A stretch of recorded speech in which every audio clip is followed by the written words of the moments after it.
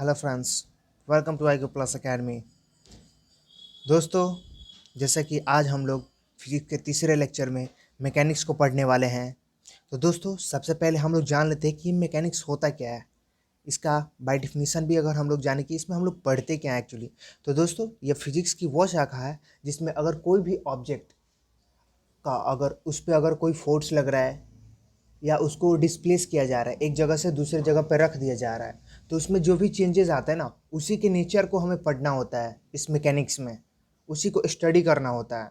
तो जो भी चेंजेस रहेंगे उसको हम लोग देखेंगे दोस्तों। तो चलिए वीडियो को शुरू करते हैं। देखिए दोस्तों, इसमें सबसे मोस्ट कन्फ्यूजिंग जो टॉपिक होता है ना, जो एक पॉइंट होता है, वो होता है आपका भार और द्रव्यमान। ये दोनों में जो डिफरेंस होता है ना, ये थोड़ा सा मतलब बहुत टाइम तक कंफ्यूजिंग ही करता है कि दोनों को लगभग एक जैसा समझ लिया जाता है, वेट और मास दोनों को। लेकिन नहीं, ये दोनों में बहुत ज़्यादा डिफरेंस है, क्योंकि जो वेट का रिलेशन है ना, वो ग्रेविटी से कहीं ना कहीं है। जो अर्थ का अपना एक अट्रैक्शन फोर्स लग रहा होता है, उससे है। लेकिन जो मास है वो एक्चुअल जो होता है ना, मास एक्चुअल द्रव्यमान जो होता है किसी भी बॉडी का, एक्चुअल जो एक वैल्यू होता है उससे है दोस्तों। जैसे कि हमारा एक द्रव्यमान है जो हम लोग जाके बटखरा या फिर ऐसा कुछ होता है ना, जिस पे हम लोग अपना वेट मेजर करते हैं, तो वो वेट एक्चुअली नहीं होता, वो मतलब मास होता है। अगर आपका वेट अगर 68 kg इस एक प्लेस पे है ना, तो आप प्लेस वाइज जैसे जैसे चेंजेस होगे ना, प्लेस वैरी करने से आपका वेट भी चेंजेस होगा दोस्तों। जैसे आप मान लो कि आप अभी बिहार में हो, तो आपका 68 kg है, तो माइट भी कि कहीं और किसी लॉन्गिट्यूड लैटिट्यूड तो चेंजेस होते हैं ना, तो उसी के अकॉर्डिंग जाओगे। तो कहीं जैसे कि आप चले गए एक बार नॉर्थ रीजन में, एक बार चले गए साउथ रीजन में। मैं पूरे अर्थ के रिस्पेक्ट में बात कर रहा हूँ एक्चुअली। इक्वेटर पे, फिर आपका नॉर्थ पे, आपका साउथ पे, फिर इस दोनों नॉर्थ ईस्ट के इक्वेटर वाले पार्ट पे, साउथ ईस्ट के इक्वेटर वाले पार्ट पे। तो ऐसा कुछ वाला जो पार्ट होता ना, अगर हम लोग ऐसे ऐसे पॉइंट पे जाकर अपने अपना वेट मेज़र करें, तो वहाँ चेंजेस आ सकते हैं दोस्तों। लेकिन जो मास होता है ना, वो कभी भी चेंजेस नहीं आएंगे, उसमें कोई चेंजेस नहीं आएगा दोस्तों उसके वैल्यू में। तो इसीलिए यहाँ पे थोड़ा सा समझने की ज़रूरत है। इसको एक डिफिनीशन छोटा सा लिखा हुआ है, मैं आपको पढ़ देता हूँ।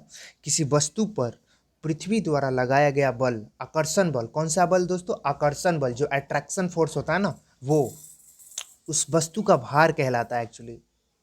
चलिए थोड़ा सा इस पे भी देख लेते हैं, द्रव्यमान पे। जब हम लोगों ने वेट को देखा तो देखिए यहाँ पे क्या लिखा हुआ है। किसी वस्तु या पदार्थ के परिणाम, रिजल्ट को उस वस्तु या पदार्थ का द्रव्यमान कहते हैं। उसके रिजल्ट को ही द्रव्यमान कहते हैं। फिर देखते हैं सेकेंड लाइन क्या लिखा हुआ है। किसी वस्तु का द्रव्यमान प्रत्येक स्थान पर स्थिर रहता है। देखो, अब या तो आप यहाँ अर्थ पे हो या मून पे हो या जुपिटर पे हो या मार्स पे हो, सब जगह पे आपका द्रव्यमान जो होगा ना, मास, वो इक्वल होगा, कांस्टेंट होगा, वो चेंज नहीं करेगा। लेकिन आप यही भार, जिसको वेट कहते हैं, वो आप अर्थ पे हो तो कुछ और होगा, अर्थ पे भी रिस्पेक्टिवली कौन से प्लेसेस पे हो। और उसके अलावा आप किसी और प्लैनेट पे चले गए, अर्थ पे, मून पे चले गए, सॉरी, मून पे चले गए, जुपिटर पे चले गए, सैटर्न पे चले गए, मतलब चले गए नहीं, मतलब वहाँ जाकर अगर आप बात करो कि वहाँ मेज़र करने का अपना वेट, तो वहाँ कुछ अलग चीज़ें होंगी, वहाँ पे ये सब चीज़ें बदल जाएंगी। क्योंकि यहाँ पे अट्रैक्शन फोर्स एकदम प्रोपोर्शनल होता है, तो वहाँ की कुछ अपनी ग्रेविटी होगी, सब जगह की अपनी अपनी कुछ ग्रेविटी होगी, तो उसके अकॉर्डिंग चेंजेस होते हैं दोस्तों। तो ये सब चीज़ें कैसी होती है आगे भी हम लोग पढ़ेंगे, इसका क्या रीज़न है, क्या मतलब इसके कौन कौन से प्रोपोर्शनल है, कौन कौन से इन प्रोपोर्शनल है, तो वो सब चीज़ें हम लोग पढ़ेंगे। चलिए देख लेते हैं थोड़ा सा। अब देखिए, मैंने एक डिफरेंस कैटेगराइज करा है दोनों में कि क्या चीज़ें मतलब है, क्योंकि यहाँ से क्वेश्चन आते हैं एक्चुअली, इसीलिए मैंने इसको नोट डाउन करा है। देख लेते हैं। देखिए, एक भार है और दूसरा द्रव्यमान है, दोनों में थोड़ा सा एक डिफरेंस, जिससे हमें समझ आ जाए कि हाँ, इस दोनों का क्या है एक्चुअली फंडा। तो देख लेते हैं दोस्तों। सबसे पहला तो भार का क्या है? पृथ्वी का आकर्षण बल है ना, पृथ्वी का आकर्षण बल यहाँ तो डायरेक्टली लगता ही है। फिर देखिए, द्रव्यमान जो है वहाँ क्या है? वस्तु का कोई रिजल्ट हो, बस सेम ही रहने वाला है, जो भी परिणाम हो, वो रिजल्ट सेम रहने वाला है। अब देखते हैं इसका जो यूनिट होता है, जो वेट का यूनिट होता है ना दोस्तों, वो न्यूटन होता है।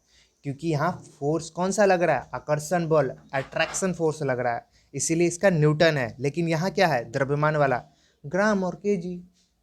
ग्राम और केजी है ना भाई, मास ग्राम और केजी है। जैसे हम लोग 1 किलो चावल, 100 ग्राम चीनी ऐसा करके समथिंग खरीदते हैं ना, तो वही वाला है, जो कि ये फिक्स होता है दोस्तों। देखते हैं अब ये जो वेट है इसका क्या है, ये एक सदिश राशि है दोस्तों। कौन सा है, सदिश राशि है। वेट जो है सदिश राशि है। और ये क्या है, तो ये जो द्रव्यमान है ना दोस्तों, ये अदिश राशि है। अब देखिए दोस्तों, यहाँ भी एक कंफ्यूजन आती है, तो भी हम लोग आगे देख लेंगे कि सदिश राशि और अदिश राशि में क्या डिफरेंस होता है, ये दोनों को कैसे हम लोग पहचानते हैं और इनमें क्या क्या चीज़ें आती हैं, सदिश में क्या आता है, अदिश में क्या आता है। तो ये दोनों को हम लोग पढ़ लेंगे, वेक्टर और स्केलर को बहुत ही अच्छे से आगे हम लोग पढ़ेंगे जरूर। बने रहिए वीडियो को देखने के लिए। देखिए नेक्स्ट हम लोग देख रहे हैं, वेट चेंजेस होता है इसका प्लेस के अकॉर्डिंग। प्लेस बदलेगा आपका वेट भी बदलेगा, लेकिन प्लेस बदलने से मास नहीं बदलता, क्योंकि ये कांस्टेंट होता है दोस्तों। शायद मुझे लगता है कि अभी तक समझ में आ जानी चाहिए, अगर नहीं आई तो प्लीज़ मुझे एक बार बताओ। मैंने मतलब अपने तरफ से एकदम सिंपल वे में रखने की कोशिश करी, एकदम सिंपल से सिंपल वर्ड में बोलने की कोशिश करी है, तो आई थिंक ये समझ में आ गया होगा बहुत ही अच्छे से दोस्तों। चलिए आगे थोड़ी सी बढ़ लेते हैं। एक बार नहीं बढ़ा है ना तो खुद वीडियो को रिपीट कर लो प्लीज़, क्योंकि इससे आपको एकदम क्लियर हो जाने वाला है। और ये कुछ है भी नहीं, हम लोग पहले भी पढ़ चुके हैं, बस थोड़ा सा कन्फ्यूजन रहता है ना, इस वजह से। अब देखिए एक कन्फ्यूजन गया वेट मास वाला, तो दूसरा कन्फ्यूजन आ गया भाई। मतलब इस टॉपिक में क्या बताऊँ, पूरे कन्फ्यूजन ही है। और ये सबसे ज़्यादा, जितने इजी दिख रहे हैं ना उतने ही ज़्यादा कन्फ्यूजन हो जाते हैं दोस्तों एग्जाम में। एग्जाम हॉल में बैठने के बाद जो इजी क्वेश्चन होता है ना, वही सबसे ज़्यादा कन्फ्यूज करता है। ये आप मानते हो कि नहीं मानते हो, बताना मेरे को कमेंट में ज़रूर। चलिए देख लेते हैं। एक है डिस्टेंस और दूसरा है डिस्प्लेसमेंट।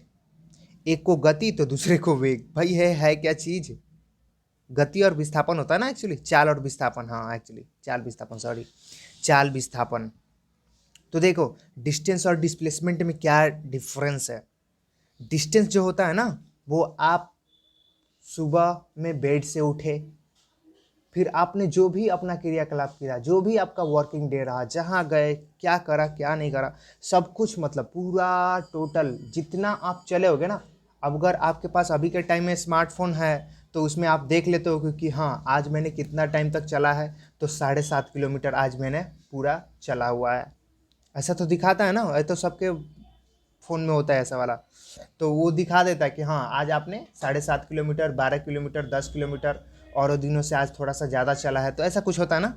तो देखिए ये क्या हो गया, जो दिखा रहे हो क्या है, वो डिस्टेंस है। आपने उतना डिस्टेंस कवर किया है। मतलब ये हुआ कि अगर आप कहीं भी एक जगह से चलना स्टार्ट करते हो और यहाँ से पूरा ये घूमते हुए यहाँ फिर आ गए, तो आपने ये टोटल कितना डिस्टेंस कवर करा। ये आपका घर है, सुबह उठे फिर पूरा घूम के चारों तरफ से, मतलब सब कुछ अपना दिन का जो भी आपका वर्किंग टाइम है वो सब कुछ कर उड़ के फिर आप आ गए, फिर आके बेड पे आप लेट गए रात को। तो ये जो पूरा डिस्टेंस, ये जो पूरा कवर करा है ना, जो भी आपका दिन भर का, मैं ऐसे नहीं बोला कि चक्कर लगाओ बस, ऐसा कुछ नहीं है, लेकिन जो करा है ना वो आपका डिस्टेंस में आएगा। उसका जो भी वैल्यू होगा, जो भी उसका वैल्यू होगा, मैग्नीट्यूड होगा, तो वो कितना हो गया। मान लो कि आपने 6 किलोमीटर करी, 6 किलोमीटर आपने टोटल चल लिया एक दिन में, तो ये आपका टोटल डिस्टेंस हो गया, इसका वैल्यू 6 किलोमीटर है। लेकिन अगर मैं बात करूँ डिस्प्लेसमेंट की, विस्थापन की, तो विस्थापन क्या हुआ भाई, तो बेड पे सोए थे, बेड पे आके सो गए, यहाँ पे विस्थापन 0 हो गया। 0 कितना दोस्तों, विस्थापन कितना हो गया, 0 हो गया। लेकिन ये 6 किलोमीटर है,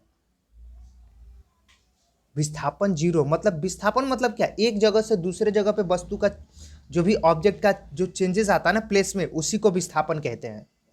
अब क्या यहाँ चेंजेस हैं, पहले बेड पे था अभी भी बेड पे है, चेंजेस नहीं है ना।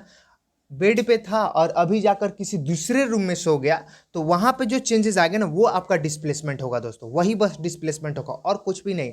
आपने दिन भर कितना लंबा वे लिया, घूमा, सब कुछ किया, उससे इसको कोई मतलब नहीं है। इसको रूट से, पाथ से कोई मतलब नहीं, कोई मतलब नहीं। इसको बस मतलब है तो वस्तु कहाँ थी पहले और अभी कहाँ है फाइनल में। इनिशियल में कहाँ थी, फाइनल में कहाँ है, बस इसको इसी चीज़ से मतलब है। आप इस लेक्चर को एक बार सुन लो अच्छे से, नहीं तो रिपीट सुन लेना, बस एकदम सब कुछ क्लियर हो जानी है। चलिए, तो मुझे लगता है कि डिस्टेंस और डिस्प्लेसमेंट का जो कॉन्सेप्ट है वो क्लियर हो गया होगा दोस्तों, है ना। चलिए नेक्स्ट बढ़ते हैं, हम लोग देखते हैं। अब ये दो हमारा क्या हो गया, कंफ्यूजिंग जो टॉपिक था वो क्लियर हुआ। एक चाल और दूसरा जो है वो, सॉरी चाल बोल रहा हूँ मैं, यांत्रिक भार और जो वेट मास था, और दूसरा डिस्टेंस और डिस्प्लेसमेंट था। अब हम लोग नेक्स्ट आते हैं,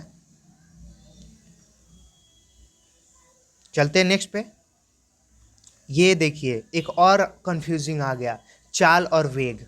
देखिए यहाँ भी थोड़ा सा कंफ्यूजन होता है एक्चुअली। चाल और वेग हम लोग स्पीड वेलोसिटी को एक जैसा ही कुछ कर देते हैं, बोल देते हैं, तो ऐसा कुछ नहीं है। दोनों में बहुत बहुत नहीं, मतलब एक कॉमन डिफरेंस है जिसको हम देखना चाहिए। तो देख लेते हैं। हाँ, अभी हम लोग चाल को बात करने वाले हैं।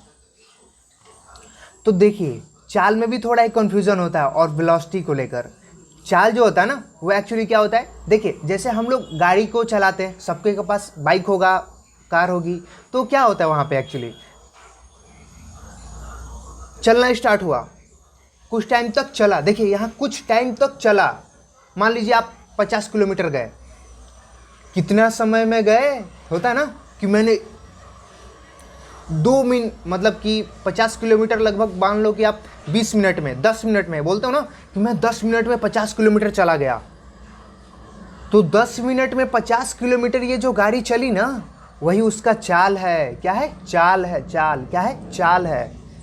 10 मिनट में 50 किलोमीटर, तो ये उसका चाल हो गया। 10 मिनट में, देखो यहाँ टाइम भी आप बताते हो ना, और वैसे ही ठीक हम लोग बोलते हैं कि मेरी गाड़ी एवरेज कितनी की दे रही है भाई, तो 60 किलोमीटर पर आवर, ऐसा होता है ना, 60 किलोमीटर पर आवर। देखना जो स्पीड मीटर होता है ना गाड़ी का, वहाँ पे लिखा होता है किलोमीटर पर आवर, के एम, और एक स्लैश देकर फिर एच लिखा होता है स्मॉल में, तो वो उसका क्या है, किलोमीटर पर आवर। किलोमीटर चली गई दूरी और बटा समय, ये उसका चाल है दोस्तों। चाल किस चाल से चल रही है, वेलोसिटी नहीं है। तो वहाँ से मुझे लगता है क्लियर हो जाना चाहिए। और ये एक स्केलर क्वांटिटी है, स्केलर क्वांटिटी।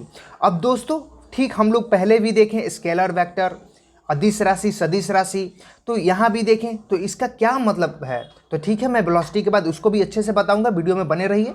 चलिए नेक्स्ट हम लोग देख लेते हैं इसका यूनिट क्या होता है, ऐसा यूनिट क्या होता है चाल का। तो चाल का जो ऐसा यूनिट होता है ना, वो मीटर पर सेकेंड होता है। कितना होता है, मीटर पर सेकेंड। ये भी आपका एग्जाम में पूछता है, तो थोड़ा सा अच्छे से ये सब चीज़ें आप देख लोगे। चलिए नेक्स्ट हम लोग बात करते हैं वेलोसिटी की। चाल की बात कर ली, किलोमीटर पर आवर। देखते हैं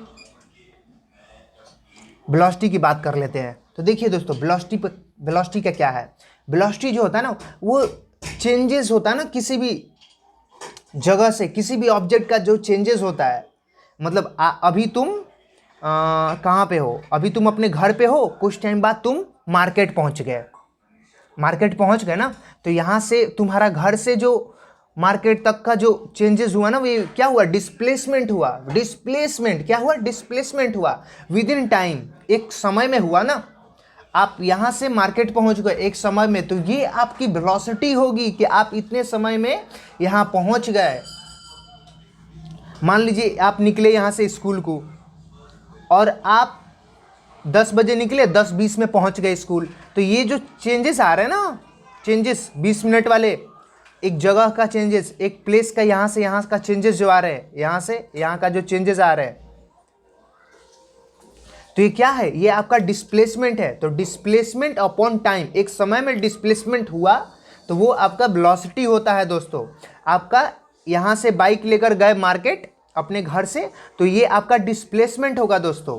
डिस्प्लेसमेंट से आप किस वेलोसिटी से गए ये यहाँ पे बताया जा रहा है, इसको इंडिकेट किया जा रहा है। लेकिन वही चाल की बात किया जाए तो वो चाल क्या है कि आपकी गाड़ी किस स्पीड से गई है, तो वो वहाँ पे बात कर रहा है। तो वेलोसिटी और आपका स्पीड का दोनों का मुझे लगता है कि यहाँ पे कन्फ्यूजन एक छोटा सा जो रहा होगा वो क्लियर हो जाना चाहिए दोस्तों। नहीं हुआ तो प्लीज़ एक बार वीडियो को फिर से देख लें।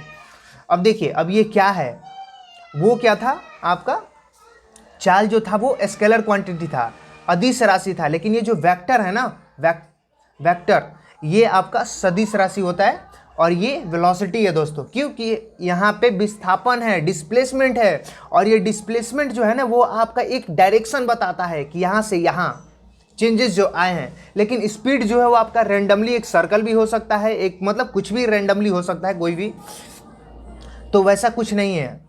ठीक है दोस्तों, अब इसके बाद हम आते हैं मोस्ट इंपॉर्टेंट एक्सेलरेशन, त्वरण पे, क्योंकि यहाँ से भी क्वेश्चन बहुत ज़्यादा होते हैं दोस्तों।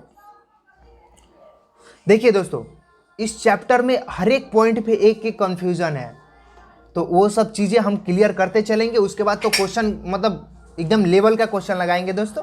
तो वीडियो में बने रहिए अंतिम तक, क्योंकि बहुत ही अच्छे अच्छे क्वेश्चन आपको देखने को मिलेंगे। चलिए दोस्तों देखते हैं एक्सेलरेशन, त्वरण। त्वरण एक्चुअली होता क्या है, माइंड में हमारा आता है ये त्वरण, यार मतलब फोर्स जानते हैं, सब वर्क जानते हैं, एनर्जी जानते हैं, ये त्वरण क्या होता है भाई? कोई चीज़ तो दिखता ही नहीं है, त्वरण त्वरण कभी दिखता है क्या?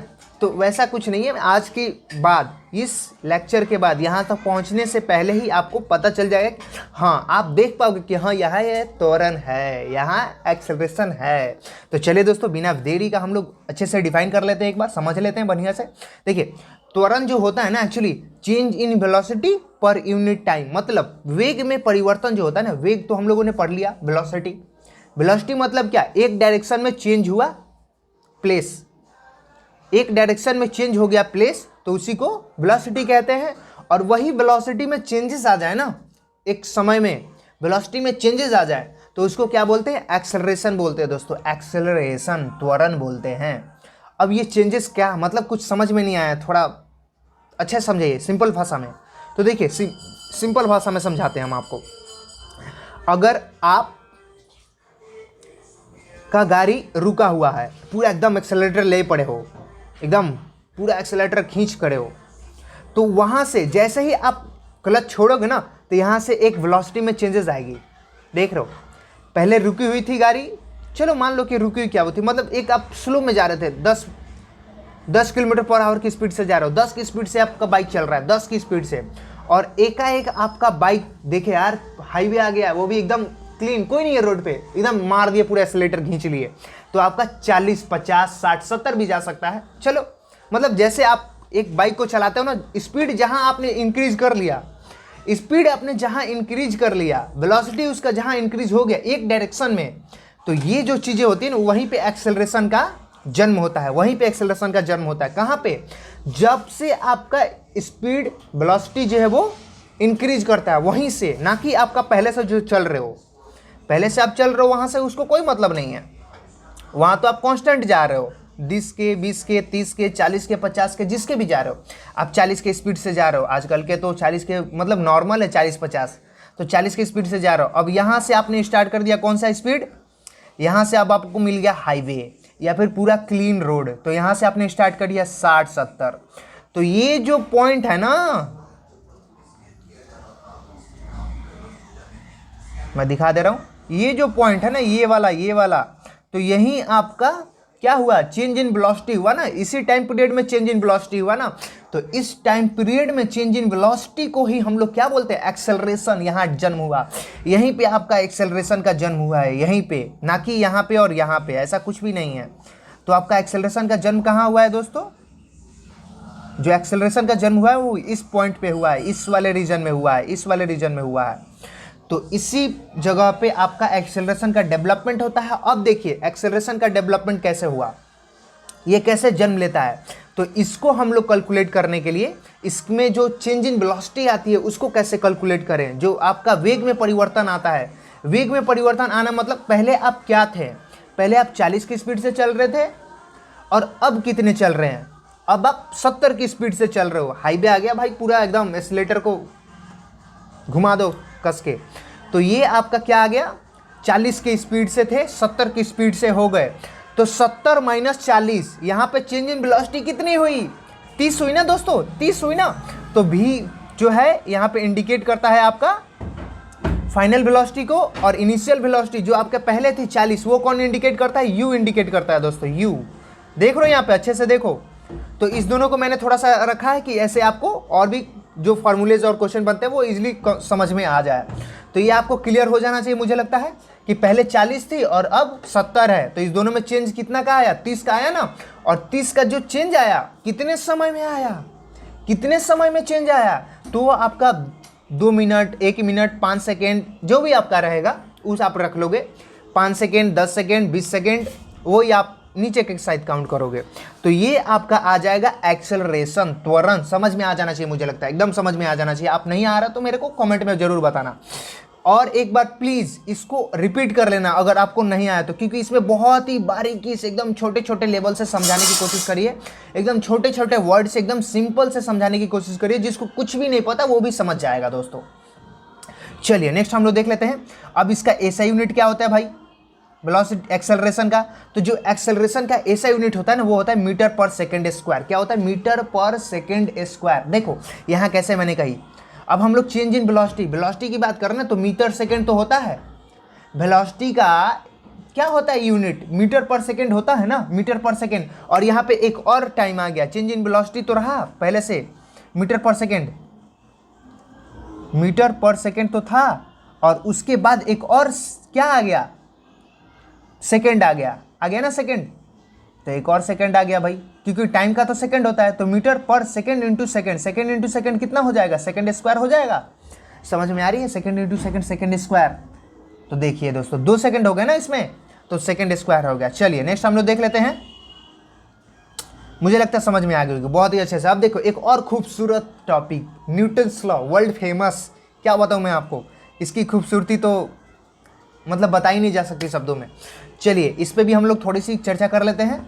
इसमें इसको 3 भाग में कैटेगराइज किया गया है, इस तीनों भाग को हम लोग समझेंगे अच्छे से एकदम एग्जाम्पल के साथ, बहुत ही मस्त है, खूबसूरत है। देखिए न्यूटन्स का पहला नियम क्या कहता है, हम लोग सबको पढ़ता है, सबको पता है, जेन्युइनली जो भी इस वीडियो को देख रहे हैं मुझे लगता है कि उन सबको पता है first law, second law, third law, क्योंकि ये 6 क्लास से ही स्टार्ट हो जाती है पढ़ाना। 6 क्लास से आपको जहाँ तक पढ़ो आप वहाँ तक मिलेगा।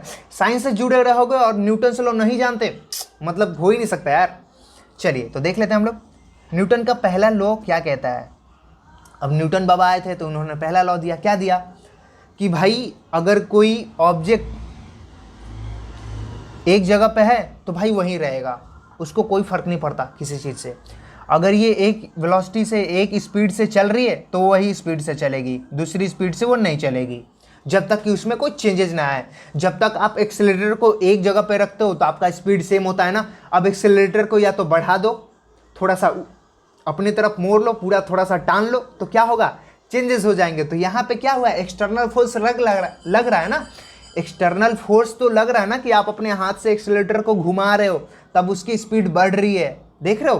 तो ये चीज़ें आपका फर्स्ट लॉ बताता है। एक और एग्जांपल लेते हैं, देखो आपका बच्चा, मतलब आपका क्या बच्चा है एक्चुअली, मतलब कोई भी भाई बहन जो भी हो, नहीं पढ़ रहा होता, मुझे पढ़ने में मन नहीं लग रहा है, नहीं पढ़ेंगे हम, नहीं पढ़ेंगे, तो वहाँ पे क्या किया जाता है, देख रहे हो, वहाँ पे क्या किया जाता है, एक्स्ट्रा बोला जाता है, बाबू तुमको शाम को चॉकलेट देंगे, शाम को तुमको पबजी खेलने को फ़ोन देंगे, ये चैप्टर कंप्लीट कर लो तो तुमको पबजी खेलने को देंगे, फ्री फायर खेलने को देंगे। तो ये जो हम लोग बोल रहे हैं ना कि ये करेंगे वो करेंगे, तुम्हारे लिए साइकिल खरीदेंगे, तुम्हारे लिए बाइक खरीदेंगे, फिर बच्चा तुम 10th क्लास पास कर दो तुमको ये खरीदेंगे, तुमको मोबाइल देंगे, ऐसे बहुत सारे चीज़ें होती हैं अपने घर वाले मतलब माहौल में। तो ये सब क्या है, ये सब क्या है, एक एक्सटर्नल है, एक्सटर्नल फोर्स लगाया जा रहा है कि बच्चा पढ़े। पहले से क्या था, पहले से वो नहीं पढ़ रहा था, लेकिन उसको बताया जा रहा है कि तुमको हम एक ये गेमिंग लैपटॉप देंगे, गेमिंग फ़ोन देंगे, तुम बस 10th क्लास अच्छे से पास करो। तो फिर वो बच्चा क्या होता है, उसके अंदर एक चेंजेस आ जाती है कि हाँ भाई मुझे गेमिंग लैपटॉप चाहिए, पबजी खेलना है, फ्री फायर खेलना है, ये गेम खेलना है, वो गेम खेलना है। तो ये सब चीज़ें मतलब मैं बस बताने की कोशिश कर रहा हूँ, हालांकि ऐसा कुछ नहीं मतलब कि आपको गेमिंग का फ़ोन मिले ऐसा समथिंग नहीं, फिर भी। तो देखिए यहाँ बस समझने की बात है कि ऐसा होने से क्या होता है। हम लोग के भी तो बचपन में होते थे, पापा कहते थे बेटा अगर तुम 10वीं को अच्छे से पास कर लिए ना तो तुमको एक साइकिल ला कर देंगे। फिर हम लोग ओ माय गॉड मुझे साइकिल मिलेगी, बचपन में तो ये था ना हमारा, साइकिल मिलेगी, चलो यार पढ़ते हैं अच्छे से, एकदम अच्छे से पढ़ के पास हो गए बेटा, अब तुम 12 पास कर लो, फिर तुमको तो साइकिल क्या है, रेंजर दिला देंगे। अब भाई हम 12 भी पास कर लिए, बेटा अब ग्रेजुएशन में अच्छे से कर लो, या फिर कोई इंजीनियरिंग कर लो, कुछ भी कर लो, फिर हम तुमको बाइक दिला देंगे।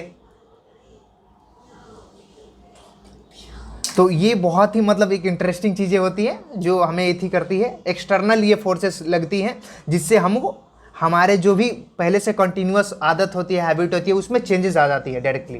तो ये कुछ हैं। चलिए नेक्स्ट हम लोग टॉपिक देख लेते हैं। नेक्स्ट क्या है, सेकेंड लॉ।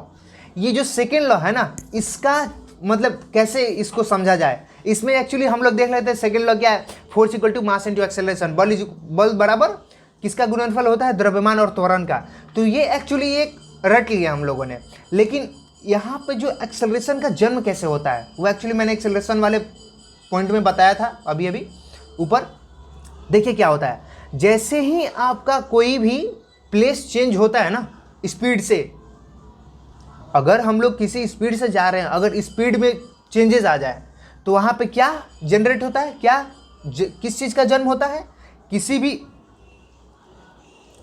चीज़ का अगर स्पीड में चेंज आ जाए, गति में परिवर्तन आ जाए, तो वहाँ पे क्या होता है, उसका त्वरण डेवलप होता है। वहीं पे आपका त्वरण डेवलप होता है। और ये त्वरण डेवलप होता है ना, वहीं से तो ये सेकेंड लॉ है, वही तो ये सेकेंड लॉ स्टार्ट हो जाता है भाई। हाँ, वही से सेकेंड लॉ स्टार्ट हो जाता है। किसी वस्तु पर बल लगने से उसमें त्वरण उत्पन्न हो जाता है। तो चलिए थोड़ा सा इसको हम लोगों ने देख लिया। अब ये है कि बस आपका ये वाला एग्जाम में आ जाती है तो आप इसको याद कर लोगे इजीली, बात और कुछ नहीं है। चलिए अब हम लोग का है थर्ड लॉ। भाई वर्ल्ड फेमस थर्ड लॉ, एक तमाचा मारो आपको भी तमाचा लगेगी, मतलब ऐसे हम लोग बोल सकते हैं ना, लेकिन एक्चुअली मतलब ये क्या है, इसको हम लोग बाय डेफिनेशन बात करें तो वो इक्वल फोर्स एंड इक्वल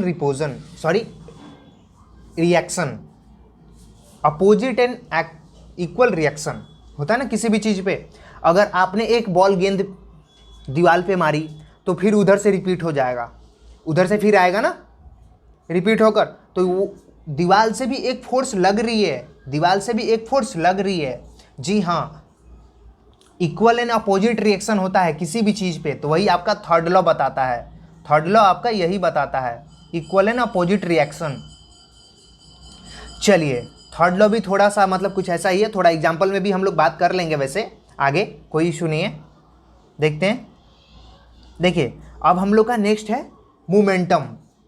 अब मोमेंटम से थोड़ा थर्ड लॉ को कोरिलेट करके बात कर लेते हैं हम लोग, क्योंकि देखिए मोमेंटम क्या चीज़ होता है। कभी आप लोगों ने मतलब कि क्रिकेट देखते होंगे तो होता, विराट कोहली ने इस गेम का पूरा मोमेंटम ही बदल दिया, हार्दिक पांड्या ने इस गेम का पूरा मोमेंटम ही बदल दिया, रविंद्र जडेजा ने इस गेम का पूरा मोमेंटम ही बदल दिया। मतलब क्या हो रहा है यहाँ पे, क्या बोलने की कोशिश कर रहा है वो, आप समझ पा रहे हो।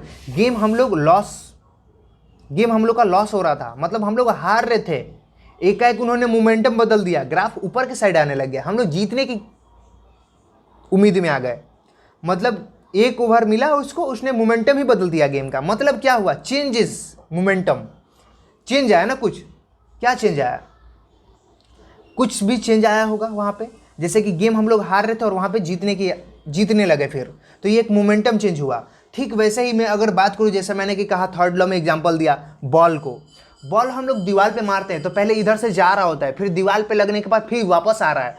तो ये जो दीवार पे लगने के पास वापस आना और जाकर दीवार पे लगना, देखो जाके दीवार पे लगना और फिर दीवार से वापस आना, यहाँ पे क्या हो रहा है, उसका मोमेंटम चेंज हो रहा है। बॉल का मोमेंटम क्या हो रहा है, चेंज हो रहा है। यहाँ पे पहले जा रहा था फिर आ रहा है, तो यहाँ पे मोमेंटम चेंज हो रहा है। ठीक वैसे ही पहले इंडिया टीम जो है मैच हार रही थी और अब जीत रही है, तो यहाँ जहाँ पे उसका हार से जीतने का ग्राफ स्टार्ट होता है ना, वही उसका मोमेंटम होता है। जहाँ पे चेंजेस होता है, चेंज इन मोमेंटम वही होता है दोस्तों, वही होता है चेंज इन मोमेंटम।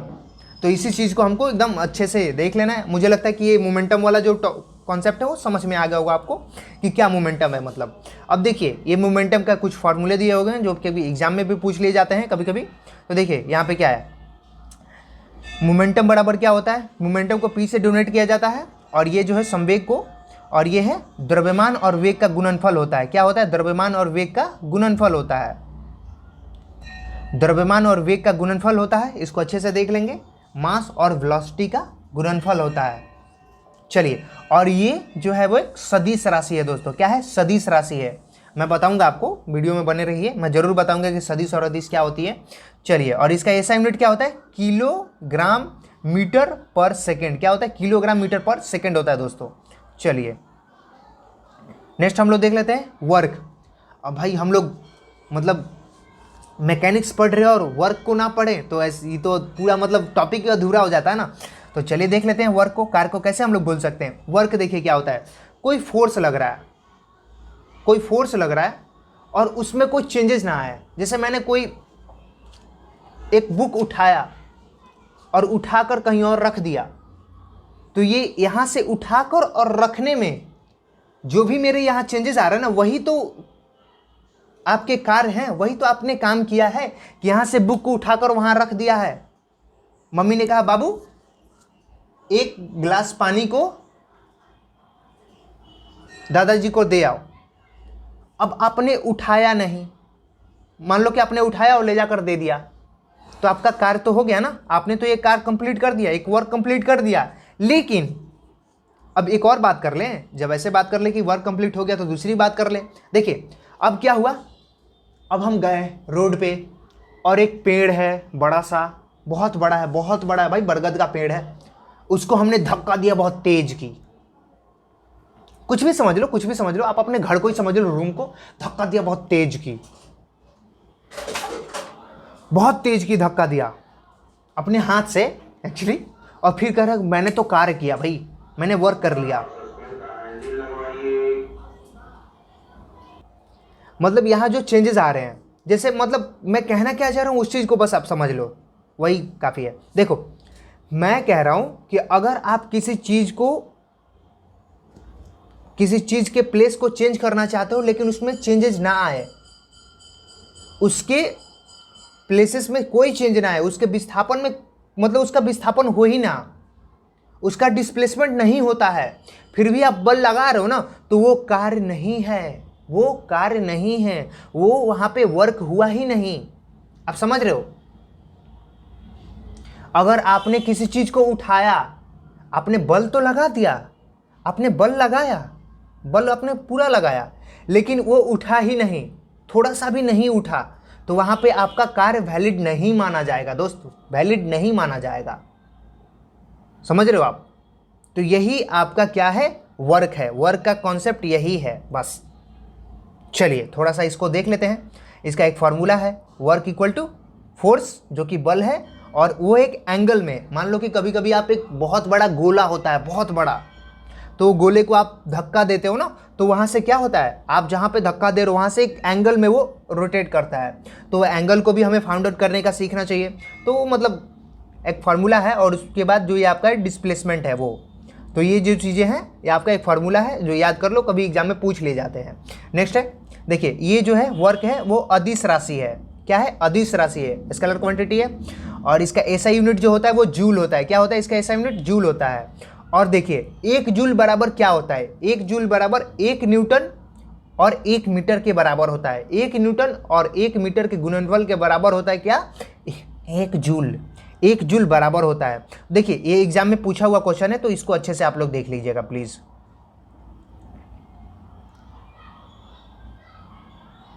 कि 1 जूल बराबर 1 न्यूटन इंटू 1 मीटर होता है ना।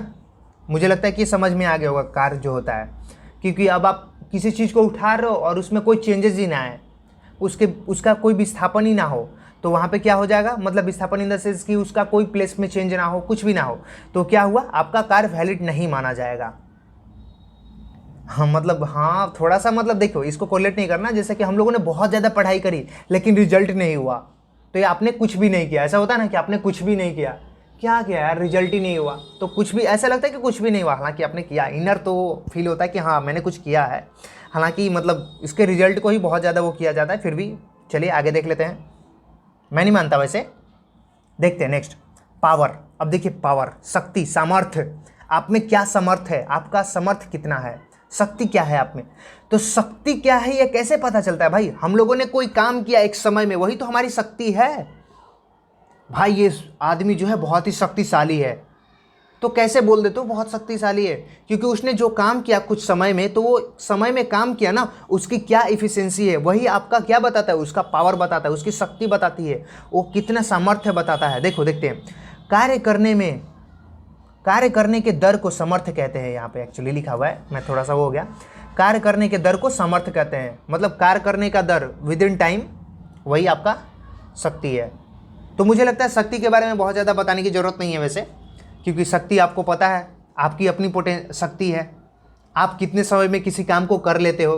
कोई ऐसा बच्चा आता है जो एकदम बहुत ही जल्दी पूरे रूम को डेकोरेट कर देगा, पूरे रूम को साफ कर देगा, मतलब ऐसा कुछ भी आप मान सकते हो, कोई अपने लाइव एग्जांपल से कोरिलेट कर सकते हो। मैं बस बताने की कोशिश कर रहा हूँ। यहाँ से कोई चीज़ें उठाकर वहाँ रख दिया, बहुत ही जल्दी, जो चीज़ें करने में किसी को लगभग 2 मिनट लगेंगी, उसने उसको 20 सेकंड में, 25 सेकंड में, 30 सेकंड में, विद इन 1 मिनट कर दिया। तो ये उसकी शक्ति है। सबकी अपनी अपनी शक्ति होती है ना, सबका अपना अपना सामर्थ्य होता है। चलिए इसको थोड़ा सा और देख लेते हैं। इसका जो एसआई यूनिट होता है ना, वो जूल पर सेकेंड होता है। जूल पर सेकेंड। देखो कार्य का क्या होता है, एसआई यूनिट काल का क्या होता है, जूल होता है। अच्छे से देखो, कार्य का क्या होता है, वर्क का एसआई यूनिट क्या होता है, जूल होता है। और समय लग गया ना इसमें समय लग गया तो सेकेंड आ गया। बस आपको अगर कार्य का याद है तो शक्ति भी हो जाएगी, क्योंकि शक्ति का क्या कहता है, काम किया कितने समय में, वही आपका शक्ति है। तो जूल पर सेकेंड, और इसको हम लोग वाट भी कहते हैं, ये भी याद रखिएगा आप लोग। कार्य जो पावर होता है ना अपने अंदर, शक्ति, उसको वाट भी उसका एसआई यूनिट होता है। चलिए नेक्स्ट हम लोग देख लेते हैं। देखिए एक और मैं बता दूं, इसका जो यूनिट होता है ना पावर का, वो इसको हॉर्स पावर में भी बोला जाता है। हॉर्स पावर में सुना तो होगा आपने, हॉर्स पावर, हॉर्स पावर देख रहे हो यहाँ पे। तो ये बहुत ही मतलब इंटरेस्टिंग है, हॉर्स पावर देख लेते हैं। अब देखिए हॉर्स पावर भी यूनिट होता है। एक हॉर्स पावर क्या होता है, क्योंकि ये एग्जाम में आती है, इस वजह से मैं आपको बता दे रहा हूँ। एक हॉर्स पावर जो होता है ना, एक हॉर्स पावर वो 746 वाट होता है दोस्तों। 746 वाट के बराबर होता है एक हॉर्स पावर। देख रहे हो, एक हॉर्स पावर 746 वाट के बराबर होता है, इसको भी याद रखनी है। चलिए अब हम लोग आते हैं एनर्जी पे। एनर्जी, ऊर्जा, भाई कार्य करने की जो क्षमता होती है ना, वो एनर्जी होती है। भाई तुम्हारे अंदर एनर्जी है, चलो एनर्जी ड्रिंक पी लेते हैं, ऐसा होता है ना, एनर्जी ड्रिंक पी लेते हैं, हमारी कार्य करने की जो क्षमता है थोड़ी बढ़ जाएगी। मेरे से कुछ काम नहीं हो रहा भाई, ऐसा होता है ना, कुछ दोस्त बोलते हैं मेरे से कुछ काम नहीं हो रहा भाई, मेरे अंदर लगता है एनर्जी नहीं है, तो चल भाई क्या रेड बुल पी लेते हैं, स्ट्रिंग पी लेते हैं, थोड़ी सी मेरी इफिशिएंसी बढ़ जाएगी, कार्य करने की जो क्षमता है वो बढ़ जाएगी। तो ठीक वैसा ही मतलब कुछ है। अब देखिए ये जो एनर्जी को कैटेगराइज करा गया ना कुछ भाग में, तो ये भी है, जैसे कि आपका मैकेनिकल एनर्जी है, कुछ कार्य कर रहे हो, कुछ मैकेनिकल वर्क कर रहे हो, तो वहाँ पे हो गया हीट एनर्जी, उष्मा ऊर्जा, ऐसा भी होता है ना, उष्मा ऊर्जा होता है ना। अब देखो प्रकाश ऊर्जा, लाइट एनर्जी, लाइट एनर्जी भी हम लोग देखते हैं आजकल, सोलर का तो बहुत बड़ा मतलब स्कोप हो गया है, तो लाइट एनर्जी ही बेस्ट है। एक है ध्वनि ऊर्जा, मतलब साउंड एनर्जी, साउंड एनर्जी भी है, बहुत है। ईयरफोन्स हो गए, बहुत ज़्यादा लाउड स्पीकर चल रहे हैं कुछ टाइम पहले, तो ये बहुत चर्चा में भी थी ये थोड़ा पॉलिटिकल हो जाएगा लेकिन कोई नहीं, मतलब वो सब चीज़ें थी, आपको भी पता होगा। तो ये साउंड एनर्जी हो गया, जिससे भी आपका पॉल्यूशन भी होता है, ये सब चीज़ से लेकर बहुत ज़्यादा अगर एक्सेस हो जाए तो, चलिए, जो कि हमारे इन्वायरमेंट के लिए अच्छा नहीं है। देखते हैं अब देखिए यांत्रिकी ऊर्जा, मतलब मैकेनिकल एनर्जी, यांत्रिक ऊर्जा जो होता है, मैकेनिकल एनर्जी, ये जो होती है, इसको ये जो होता है ना मैकेनिकल एनर्जी, वो एक्चुअली होता क्या है, ये गतिज ऊर्जा और स्थितिज ऊर्जा दोनों के सम को कहते हैं मैकेनिकल एनर्जी, यांत्रिक ऊर्जा। अब ये देखिए यहाँ पे काइनेटिक एनर्जी इसको बोलते हैं, और एक को बोलते हैं पोटेंशियल एनर्जी। अब काइनेटिक एनर्जी और पोटेंशियल एनर्जी क्या, भाई हम लोगों ने तो बहुत सुना है, काइनेटिक एनर्जी गतिज ऊर्जा, पोटेंशियल एनर्जी स्थितिज ऊर्जा, तो ये क्या होता है भाई, इसको भी थोड़ा सा हम लोग समझेंगे अच्छे से। देखिए गतिज ऊर्जा जो होता है ना, काइनेटिक एनर्जी, वो क्या होता है, किसी वस्तु में, अच्छे से एक बार देखिएगा प्लीज, अच्छे से देखिएगा, मैं आपको अच्छे से दिखाऊं, किसी वस्तु में उसके गति के कारण, यहां देखिए उसके गति के कारण, किसी वस्तु में उसके गति के कारण जो ऊर्जा होती है ना, वो होती है गतिज ऊर्जा, यानी कि काइनेटिक एनर्जी, उसके गति के कारण किसी और के नहीं, उसके गति के कारण। इसको पॉइंट को अच्छे से एक बार देखिएगा, मैंने हाईलाइट कर दिया है। अब देखिए इसको थोड़ा सा और मतलब एक अच्छे से समझ लेते हैं इसके फार्मूला के अकॉर्डिंग। देखिए काइनेटिक एनर्जी का फार्मूला क्या कहता है, half M V square. M मतलब द्रव्यमान जिसको केजी में लिखते हैं, और वी स्क्वायर मतलब स्पीड जिसको मीटर पर सेकेंड में लिखते हैं। अब देखो यहाँ पे उसकी गति के कारण अगर स्पीड उसकी अभी 2 गुनी है, बाद में उसकी 4 गुनी हो जाए, कैसे हो जाएगी भाई, स्पीड मैंने चेंज कर दिया। अगर स्पीड चेंज कर दिया तो उसका काइनेटिक एनर्जी क्या होगा। अगर आप अभी 4 किलोमीटर पर आवर से दौड़ रहे हो, कुछ टाइम बाद आप 10 किलोमीटर पर आवर से दौड़ने लग गए, तो आपकी काइनेटिक एनर्जी क्या हो जाएगी, बढ़ जाएगी। क्या हो जाएगी, बढ़ जाएगी, है ना। अगर आपकी काइनेटिक एनर्जी बढ़ा दी जाए तो आपकी स्पीड भी बढ़ जाएगी, है ना। अंदर काइनेटिक एनर्जी आपका बढ़ गया, गतिज ऊर्जा बढ़ गया, ओ अब मैं और बहुत ज़्यादा दौड़ सकता हूँ। देखते हो कभी भी कोई स्पीडर जो होता है, रनर जो होता है, पहले थोड़ा सा एक ट्रायल लेता है, थोड़ा सा हल्का दौड़ता है, उसके बाद स्पीड में आ जाता है। थोड़ा सा जो हल्का दौड़ता है ना, वहीं से वो क्या करता है, अपनी काइनेटिक एनर्जी को बढ़ाने की कोशिश करता है। वहीं पे दोस्तों कभी भी आप देखते होगे, आप लोग भी बहुत दौड़े होगे, सब कोई दौड़ता है भाई। तो जो दौड़ता है ना, तो पहले धीरे धीरे दौड़ता है, वहाँ से वो अपनी काइनेटिक एनर्जी को बढ़ाने की कोशिश करता है, और जैसे ही काइनेटिक एनर्जी लेवल पे जाता है, बंदा एकदम फट से वर्ल्ड रिकॉर्ड कर देता है। उसेन बोल्ट जिन्होंने वर्ल्ड रिकॉर्ड करा, तो वही है, पहले अपने काइनेटिक एनर्जी को उन्होंने बढ़ाया, 4 साल 5 साल बहुत मतलब टाइम लिया अपना और बढ़ाया, और एकाएक उन्होंने 9.8 सेकेंड में 100 मीटर क्रॉस कर दिया। उनका काइनेटिक एनर्जी एक लेवल पे था भाई, जिसको अर्थ का सबसे फास्टेस्ट मैन कहते हैं, ऐसे नहीं। चलिए देख लेते हैं, बहुत हो गई ज्ञान की बातें, और भी थोड़ा आगे देख लेते हैं। देखिए एक है स्थितिज ऊर्जा, मतलब ये पोटेंशियल एनर्जी की बात कर रहे हैं हम लोग। पोटेंशियल एनर्जी, भाई मेरे अंदर बहुत पोटेंशियल है, मैं ये कर सकता हूँ, मैं वो कर सकता हूँ, ऐसा होता है ना कुछ। तो किसी वस्तु की स्थिति के कारण ही पोटेंशियल ऊर्जा होता है, स्थितिज ऊर्जा होता है। स्थिति देखो यहाँ मतलब एक कोरिलेट कर पाओगे आप लोग, स्थितिज ऊर्जा, स्थिति मतलब पोजीशन से बात कर रहा है, प्लेस से बात कर रहा है, तो उसके प्लेस से जो चेंजेस होती है ना, चेंजेस होती है, वो पोटेंशियल एनर्जी होता है। मतलब आप समझ रहे हो, अगर मैंने यहाँ से किसी ऑब्जेक्ट को फेंक दिया, यहाँ से फेंक दिया, तो यहाँ से फेंक दिया, एक हाइट पे फेंका, एक बॉल को ही फेंक दिया, बहुत ऊपर फेंका, तो हम बात करेंगे वो बॉल गया और फिर नीचे आ गया। बॉल यहाँ से फेंका हमने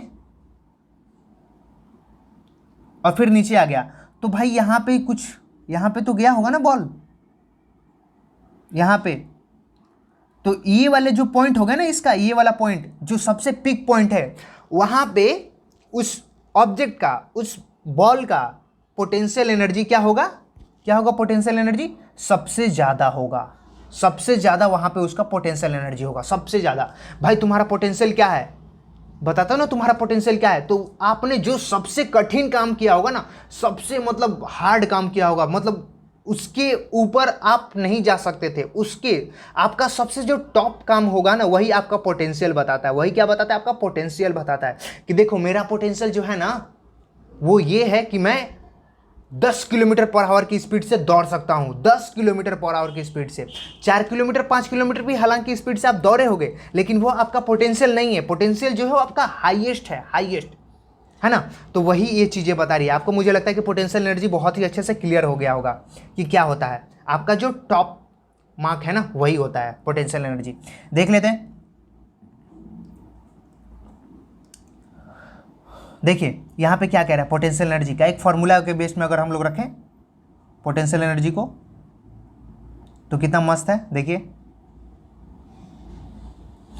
पोटेंशियल एनर्जी बराबर क्या होता है, मास में कैटेगराइज करा है आपका जो acceleration due to gravity. Acceleration due to gravity मैं क्यों कह रहा हूं, देखो जो आपका नीचे के साइड एक बल लगता है ना अर्थ से, अब आप जा रहे हो, तो देखो एक बॉल हम लोग फेंकते तो क्या वो ऊपर चला ही जाता है क्या हमेशा, नहीं, वो नीचे आने की कोशिश करता है, क्योंकि उसका जो एक मास है नीचे की तरफ खींच रहा होता है, और वहां पे एक्सेलरेशन स्टार्ट हो जाता है, क्योंकि आप एक ही स्पीड से बॉल ऊपर की तरफ नहीं जाता है।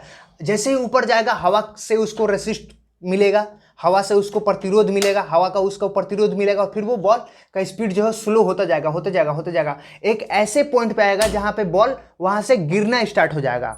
वहाँ से बॉल क्या हो जाएगा, गिरना स्टार्ट हो जाएगा। जैसे यहाँ जा रहा है जा रहा है जा रहा है, और यहाँ से बॉल गिरना स्टार्ट हो जाएगा।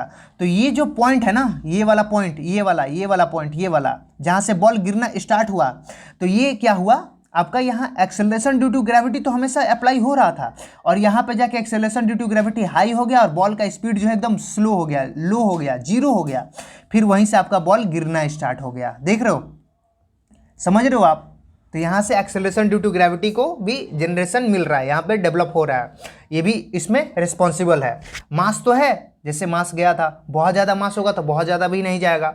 और हाइट की बात आ रही है यहाँ पे, देखो हाइट क्यों आ रही है बात, क्योंकि मैक्सिमम हाइट पे गए थे तो आपका पोटेंशियल एनर्जी यहाँ मैक्सिमम था। मतलब आप इस पॉइंट पे बता पाए कि मेरा पोटेंशियल एनर्जी बहुत ज़्यादा यहाँ तक है। आपका पोटेंशियल एनर्जी यहाँ पे सबसे हाई दिख रहा है ना, तो मतलब इसका क्या मतलब हुआ कि आपका मैक्सिमम हाइट पे आपका पोटेंशियल एनर्जी सबसे ज़्यादा होता है। यही इसका सिंपल फंडा है, मैक्सिमम हाइट पे आपका पोटेंशियल एनर्जी सबसे ज़्यादा होता है। समझ गए ना। चलिए भाई, अब इसका ये फॉर्मूला भी याद कर लेना, MGH चाचा चौधरी पान मसाला याद है, MDH चाचा चौधरी, तो ऐसा ही कुछ है, मतलब कॉमन थोड़ा लग रहा है, MGH याद कर लेना। चलिए अब हम लोग आते हैं मोस्ट इंपॉर्टेंट कुछ क्वेश्चन देखते हैं भाई। थ्योरी तो बहुत कर ली हमने, तो कुछ क्वेश्चन भी देख लेते हैं, चलिए देखिए, सबसे पहला अपना क्वेश्चन क्या है, साधारण यंत्र किसी व्यक्ति की सहायता करता है। एक सिंपल सा इंस्ट्रूमेंट है, एक कोई मशीन है, कुछ भी है, तो वो कैसे किसी की हेल्प कर सकता है। ऑप्शन पढ़ोगे तो मुझे लगता है बहुत ही अच्छे से बता पाओगे। देखिए ये IAS 1996 का क्वेश्चन है दोस्तों, IAS का क्वेश्चन है, तो ये क्वेश्चन बहुत ज़्यादा इंपॉर्टेंट हो जाता है अपने आप में ही, क्योंकि ये IAS का क्वेश्चन है दोस्तों। तो देखिए कम काम करने में, फिर क्या बोल रहा है, कम बल का प्रयोग करके उतनी ही मात्रा में काम करने में, उतनी ही कम मात्रा में काम धीरे धीरे करने में, उतनी ही मात्रा में काम अधिक तेजी में करने में। क्या है यहाँ पे, अगर हम लोग किसी इंस्ट्रूमेंट का यूज करते हैं तो क्या होता है यहाँ पे, मान लो कि आपको कोई से एक बोल्ट खोलना है, कोई एक नट बोल्ट खोलना है, तो वहाँ पे आप क्या देखते हो, हाथ से खोलोगे तो भाई बहुत ज़्यादा फोर्स भी लगेगा, और होगा कि नहीं होगा ये भी नहीं है, मतलब नहीं ही होगा, हालांकि बहुत ही मतलब बोल दो अब कोई बॉडी बिल्डर या कुछ भी तो अलग बात है, फिर भी नहीं होगा। लेकिन वहीं पे आप एक रिंच ला लो, एक मशीन, एक इंस्ट्रूमेंट ले लो, कोई खोलने वाला नट बोल्ट को, तो उससे क्या होगा, आपका फोर्स भी कम लगेगा। पहले आप हाथ से कर रहे थे, बहुत ज़्यादा करके बांध रहे थे, खोल रहे थे, है ना, लेकिन अब देखो रिंच से क्या कर रहे हो, ईजिली आप लगाकर और ईजिली रोटेट करने से शाफ्ट को क्या हो जाएगा, खुल जाएगा बोल्ट, है ना। तो यहाँ पे क्या मतलब हो रहा है, यहाँ से क्या तात्पर्य है, यहाँ जो इसका मतलब आ रहा है वो एकदम ईजी है, कम बल का प्रयोग करके उतनी ही मात्रा में काम कर लेना। आपको तो एक्चुअली क्या करना है, जो बोल्ट है उसको तो खोलना है, लेकिन उस पर कम बल, कम फोर्स लगाकर अप्लाई करके भी उस चीज़ को कर ले रहे हो ना, तो यही आपका क्या है, उस यंत्र का उपयोगिता है, उसकी सहायता से आप यही ना कर पा रहे हो। तो आपको समझ में आ गया होगा ये क्वेश्चन, एकदम क्लियर, कभी नहीं भूलने वाला क्वेश्चन है ये। चलिए दोस्तों, आप हमारे चैनल को, अगर वीडियो अच्छा लगता है ना, तो प्लीज़ आप हमारे चैनल को सब्सक्राइब कर सकते हैं। ऐसे ही बहुत सारे आपको डेली वीडियो मिलते रहेंगे, और वो सब देखने के लिए बहुत ही अच्छा अपना नॉलेज को आप इन्हेंस कर सकते हो, बढ़ा सकते हो। तो इसके लिए आपको हमारा चैनल सब्सक्राइब कर लेना चाहिए। और अगर आपको ये वीडियो के बारे में अगर मैं बात करूँ, अगर अच्छा लगता है ना, तो प्लीज़ आप इसे लाइक ज़रूर करो दोस्तों, प्लीज़, ये हमारा रिक्वेस्ट रहेगा, क्योंकि अभी हम जो हैं, हमें आपकी सपोर्ट की ज़रूरत है, जिसके वजह से हम आपको बहुत ही अच्छे लेवल के मतलब एक एजुकेशन को प्रोवाइड करा पाएँ, जिससे आपका भी ये कॉन्सेप्ट अच्छे से क्लियर हो, और आपको भी हमारी मतलब हेल्प करनी चाहिए, क्योंकि आपको भी इससे कुछ ना कुछ बेनिफिट मिल रहा है दोस्तों, क्योंकि आप एक बहुत ही अच्छे कॉन्सेप्ट को समझ रहे हो इस वीडियो के माध्यम से। तो चलिए दोस्तों, हम लोग आगे के देखते हैं क्वेश्चन को। देखिए यहाँ पे क्या है, निम्नलिखित में से कौन सी एक सदिश राशि है। देखिए दोस्तों, ये भी IAS का क्वेश्चन है, देख रहे हो, IAS का क्वेश्चन है भाई। तो ये क्वेश्चन तो अपने आप में मतलब एक ब्रांड बन जाता है कि किसी भी और एग्जाम में पूछने के लिए। कोई और एग्जाम क्या करता है, एक्चुअली अभी एग्जाम करते क्या है, ये किसी ना किसी एग्जाम के क्वेश्चन को उठाकर अपने में डाल लेते हैं, दैट्स इट, यही मतलब करते हैं लगभग। मैंने बहुत ज़्यादा ऑब्जर्व करा है क्वेश्चन को, तो यही होता है। आप भी ऑब्जर्व करते ही होगे, ऑफकोर्स यार, पढ़ते हो तो करते ही होगे। तो आप अपने अपने लेवल के एग्जाम में देखते होगे कि क्वेश्चन क्या होते हैं, एक दूसरे से रिपीट होती है। आप 3-4 पब्लिकेशन की बुक रख लो, वहाँ से देखो सब क्वेश्चन को, फिर आपको पता चल जाएगा कि हाँ ये चीज़ें रिपीट हो रही है। मैं आपको बता दूँ एसएससी का क्वेश्चन भी आपको बीपीएससी में पूछा गया था इस बार। मैंने देखा एसएससी का क्वेश्चन था यार बीपीएससी में, साइंस वाला। तो साइंस का कोई भी क्वेश्चन आपको रिपीट मिल सकता है। तो इसके लिए आप मतलब ये नहीं होंगे कि बीपीएससी का ही रिपीट आएगा, ऐसा कुछ नहीं है। आप अच्छे से सबको पढ़ोगे, क्वेश्चन होता है यार, वो कहीं भी दे दे, तो इसीलिए अच्छे से पढ़ोगे। चलिए, तो कौन सी एक सदिश राशि है दोस्तों, तो ये आपको जानना है। चलिए देखिए, आप हमें बताएंगे इस क्वेश्चन के कुछ पार्ट को, जैसे कि कार्य जो है इसको आप बताओ, ऊर्जा को बताओ, दाब को बताओ। मैं आपको बता देता हूं कि जो इसकी सदिश राशि है ना दोस्तों, वो होती है संवेग। क्या होती है? संवेग। एक्चुअली मैं इसे हटा दे रहा हूं, ये तो आपको बतानी है ना। तो संवेग इसका राइट आंसर हो जाएगा। क्यों? क्योंकि संवेग जो होता है वो सदिश राशि होता है दोस्तों। चलिए नेक्स्ट हम लोग देख लेते हैं। नेक्स्ट क्वेश्चन अपना क्या कहता है, 6 नंबर है, निम्नलिखित में से कौन सी राशि सदिश नहीं है। अब देखो यहाँ क्या कह रहा है, सदिश नहीं है। सदिश नहीं है का क्या मतलब होता है? सदिश नहीं है मतलब अदिश होगा ना। सदिश नहीं है मतलब अदिश होगा, ऑफ कोर्स अदिश होगा भाई। तो अब इसमें कौन सा अदिश है, तो ये आपको बताना है। चलिए देख लेते हैं। देखिए सबसे पहले हम लोग ने पढ़ा, विस्थापन को पढ़ा था ना। विस्थापन तो पढ़ा था, डिस्प्लेसमेंट क्या है वो, विस्थापन क्या है, वो एक सदिश राशि है। क्योंकि वहाँ क्या हो रहा है, जो चेंज हो रहा है वो एक डायरेक्शन में बता रहा है वो, तो इसलिए वहाँ पे विस्थापन हो रहा है। वेग बताया था, वेलोसिटी, बल, फोर्स, ये भी है। क्योंकि फोर्स तो कोई ना कोई एक डायरेक्शन में ही लगेगा ना, ऊपर से नीचे से दाएं से बाएं से कहीं ना कहीं से तो लगेगा ना भाई। तो ये क्या है, ये आपका वेक्टर क्वांटिटी है, सदिश राशि है। लेकिन ये आयतन आ गया एक ऑप्शन अपना, आयतन। तो ये आयतन क्या हो जाएगा दोस्तों, ये सदिश राशि नहीं है। देख रहे हो आप, ये बीपीएससी का क्वेश्चन है दोस्तों, देख रहे हो, ये बीपीएससी 45वां का क्वेश्चन है, 2001-2 में पूछा गया था, बहुत इंपॉर्टेंट है दोस्तों। चलिए नेक्स्ट हम लोग देख लेते हैं। बहुत अच्छा क्वेश्चन हम लोग लगाएंगे, और इसके माध्यम से तो अपनी मतलब जो भी हम लोगों ने कॉन्सेप्ट पढ़ा है पूरा एकदम क्लियर हो जाएगा दोस्तों। और इसका अगर पीडीएफ चाहिए तो हमारे टेलीग्राम चैनल को ज्वाइन कर सकते हैं दोस्तों, IQ+ एकेडमी को, जहाँ पे आपको इसके रिलेटेड जो भी मतलब क्वेश्चन होंगे पूरे कंप्लीट आपको मिल जाएंगे दोस्तों। चलिए देख लेते हैं, पदार्थ की संवेग और वेग के अनुपात में कौन सी भौतिक राशि प्राप्त की जाती है। अब देखिए यहाँ पे क्या बोल रहा है, यहाँ पे बोल रहा है मोमेंटम का फार्मूला जो मैंने दिखाया था आपको, संवेग का फार्मूला आपको जो दिखाया था वो क्या बता रहा है, वही फार्मूले को पूछ रहा है। यहाँ पे फार्मूला में आपको 1-2 चीज़ें दी गई हैं, और इसमें पूछ रहा है आपका क्या होगा उसका भौतिक राशि कौन सा है, अनुपात को पूछ रहा है ना। तो जो फार्मूला आपने देखा था, द्रव्यमान इंटू वेग देखा था ना, संवेग बराबर द्रव्यमान इंटू वेग। तो द्रव्यमान इंटू वेग, जिसमें आपको इसने क्या दे रखा है, इसमें आपको इसने वेग दे रखा है, और आपकी पूछ रहा है द्रव्यमान को। क्यों? क्योंकि वेग तो पहले से है, द्रव्यमान नहीं था, तो द्रव्यमान इसको लेकर कंप्लीट कर लेगा पूरा मोमेंटम के फार्मूले को। तो यही है दोस्तों, कितना इजी है ना। देखिए ये भी बीपीएससी में पूछा हुआ क्वेश्चन है, कितना मस्त है ना क्वेश्चन। चलिए नेक्स्ट हम लोग देख लेते हैं अपना नेक्स्ट जो क्वेश्चन है, बल गुणनफल है। देखिए बल किस चीज का गुणनफल है, न्यूटन सेकेंड लॉ याद करिए, force equal to mass into acceleration, द्रव्यमान और एक्सेलरेशन। एक्सेलरेशन मतलब त्वरण, वेग नहीं त्वरण। कौन सा हो जाएगा इसका आंसर, तो आपका इसका आंसर हो जाएगा option B is the right answer. बल फोर्स बराबर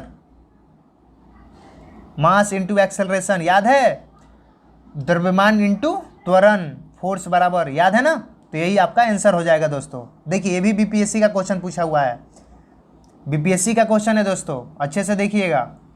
तो चांसेस है कि ये आपके बीएसएससी और यूपीएससी में भी आने के चांसेस है, सॉरी ये जो यूपीपीएससी होने वाला है। तो आपके ऐसे ही क्वेश्चन होते हैं दोस्तों, एक एग्जाम के क्वेश्चन दूसरे एग्जाम में पूछे जाते हैं, तो ऐसे ही क्वेश्चन होते हैं एक्चुअली। चलिए साइंस थोड़ी ना नया अभी बन जाएगा कुछ, ये सब क्वेश्चन थोड़ी बदल जाएंगी। चलिए नेक्स्ट हम लोग देख लेते हैं, वायु शक्ति विंड पावर में ऊर्जा का कौन सा रूप देखने को मिलता है? एक्चुअली रूप विद्युत ऊर्जा में परिवर्तित होता है। तो कौन सा परिवर्तित होता है? हम लोग को पता है, ये तो इजीली है ना। क्या होता है एक्चुअली यहाँ पे? जो वाइंड होता है, एक हवा क्या होता है, वो वहाँ पे एक स्पीड होती है, हवा के पास स्पीड तो होती है, और क्या होता है भाई? स्पीड होती है। गतिज ऊर्जा इसका आंसर हो जाएगा। स्थिति, अब हवा देखो रुकी हुई रहेगी तो कोई भी जिससे हम लोग को जनरेशन होता है, हवा से हम लोग कैसे कोई भी मतलब इलेक्ट्रिसिटी जनरेट करता है? एक वाइंड लगा, वो एक पवन चक्की लगा होता है, उससे क्या होता है, वो रोटेट होता है हवा से। हवा एक फोर्स लगाता है उस पर, तो वो एक मैकेनिकल एनर्जी कन्वर्ट होता है, मैकेनिकल एनर्जी में कन्वर्ट होता है ना। और वो मैकेनिकल एनर्जी में कन्वर्ट होने के बाद वो क्या करता है? यांत्रिक में कन्वर्ट होने के बाद, मैकेनिकल में कन्वर्ट होने के बाद क्या करता है? वहाँ से एक मोटर कनेक्ट होता है, और वो मोटर क्या करता है एक्चुअली? मोटर इलेक्ट्रिसिटी प्रोड्यूस करता है। यही है ना कॉन्सेप्ट इसका। तो वहाँ पे हम लोग इस चीज़ को अच्छे से समझ गए कि जो वाइंड पावर में ऊर्जा का कौन सा रूप विद्युत ऊर्जा में परिवर्तित होता है। तो सबसे पहले विद्युत ऊर्जा में कौन सा परिवर्तित होता है दोस्तों? तो गतिज ऊर्जा। गतिज मतलब उसका स्पीड जो है। तो ये आपका राइट आंसर हो जाएगा दोस्तों। देख रहे हो, गतिज ऊर्जा। चलिए नेक्स्ट हम लोग देख लेते हैं।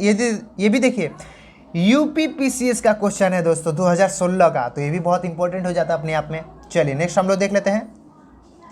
हाँ, ये भी बहुत अच्छा क्वेश्चन है। त्वरण ज्ञात करने का सही सूत्र कौन सा है? त्वरण मैंने एक बार बताया था आपसे।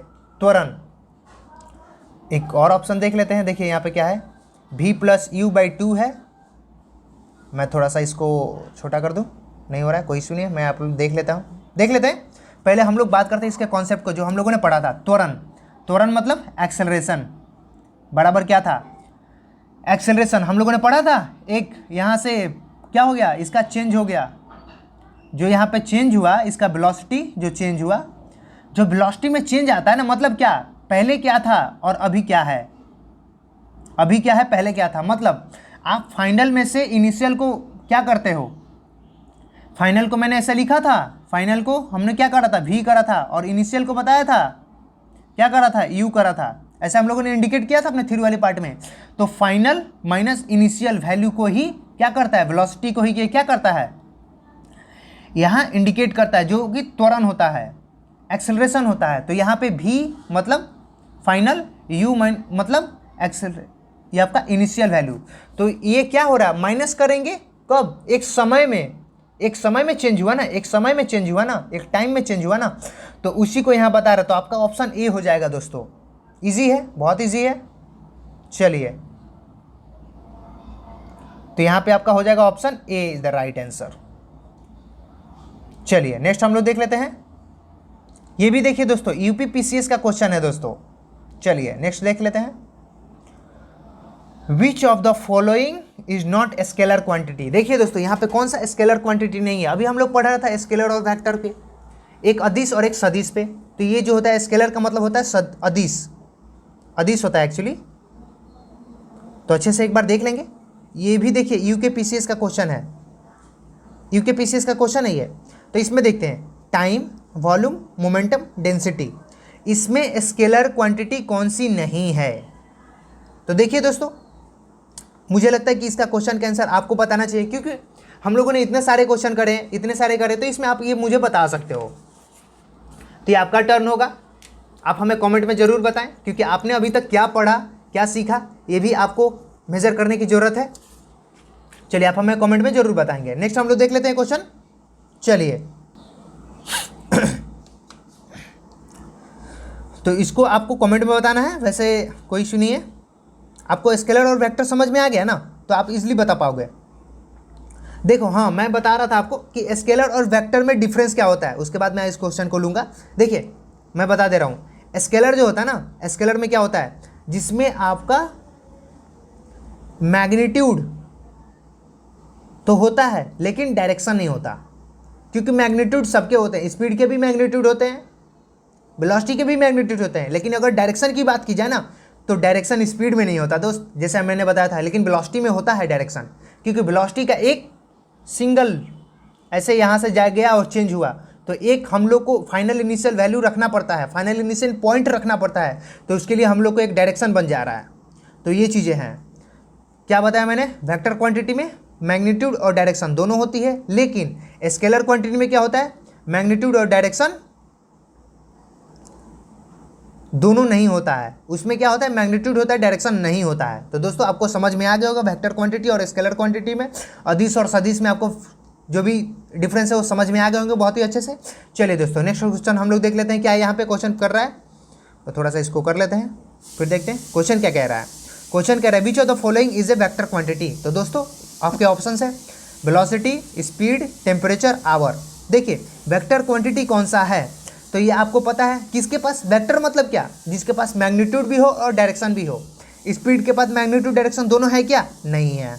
आवर के पास है क्या, नहीं है। टेम्परेचर के पास है क्या, नहीं है। लेकिन वेलोसिटी के पास है, हम लोगों ने पढ़ा था ना, वेलोसिटी के पास डायरेक्शन भी है और आपका मैग्नीट्यूड भी है। तो ये आपका राइट आंसर हो जाएगा।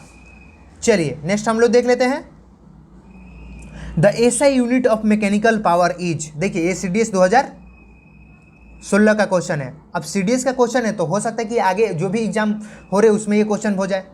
तो क्वेश्चन ऐसे ही होते हैं, एक एग्जाम से दूसरे एग्जाम में क्वेश्चन रिपीट होते हैं दोस्तों। तो ये जो एसआई यूनिट होगा मैकेनिकल पावर का वो क्या हो जाएगा दोस्तों, जैसा कि हम लोगों ने पहले भी पढ़ा था, पावर, शक्ति। तो क्या हो जाएगा दोस्तों, इसका वाट हो जाएगा। राइट आंसर इसका हो जाएगा वाट, एसआई यूनिट, है ना। अच्छा है ना क्वेश्चन, बहुत ही अच्छा क्वेश्चन है, बहुत खूबसूरत क्वेश्चन है। चलिए नेक्स्ट हम लोग देख लेते हैं when A ball drop onto the floor it bounce, why does it bounce. कितना अच्छा क्वेश्चन है, इंडिया क्वेश्चन है, बहुत खूबसूरत क्वेश्चन है। ये क्वेश्चन मेरा लेने का पर्पस यही है कि आपको इस क्वेश्चन की खूबसूरती बताई जाए, इसमें क्या कॉन्सेप्ट है वो बताया जाए, क्योंकि हम लोगों ने कॉन्सेप्ट पढ़ा है अपने ऊपर में, अभी जो पीछे पढ़ा था कॉन्सेप्ट वही है। देखिए क्या होता है एक्चुअली, ये इजीली कोई भी बता पाएगा वैसे, क्योंकि ये थ्योरेटिकल जो है वो माइंड से रिलेटेड है, एक कॉमन सेंस की बात है।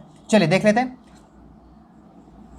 हम लोगों ने पढ़ लिया अगर एक बॉल को हम लोगों ने नीचे पटका तो फिर वो ऊपर क्यों आता है भाई, ये सोचने वाली बात है ना, क्यों। देखते हैं आपके पास ऑप्शन है Newton's third law implies that for every action there is a reaction.